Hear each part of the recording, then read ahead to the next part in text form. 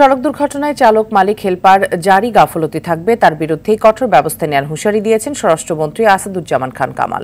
সকালে রাজধানী শিল্পকলা একাডেমিতে নিরাপদ সড়ক চাই এর 10ম মহাসমাবেশে প্রতিদিন সড়ক দুর্ঘটনায় 14 জন প্রাণ হারাচ্ছেন জানিয়ে মন্ত্রী বলেন, দুর্ঘটনা প্রতিরোধে বেশ কয়েকটি কারণ চিহ্নিত করা হয়েছে। সড়ক দুর্ঘটনা প্রতিরোধে চালক যাত্রী সহ সবাইকে সচেতন হওয়ার আহ্বান জানান স্বরাষ্ট্রমন্ত্রী।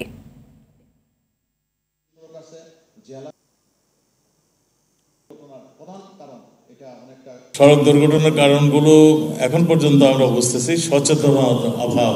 আমি যেটা বলছি, অদক্ষ ও অশিক্ষিত চালক। আমরা সেইখানে দক্ষ চালকের যাদের হাতে স্টিয়ারিংটা থাকে সেইটার ব্যবস্থা আমরা করতে চাচ্ছি। সেখানেও আপনাদের সহযোগিতার আমাদের প্রয়োজন রয়েছে।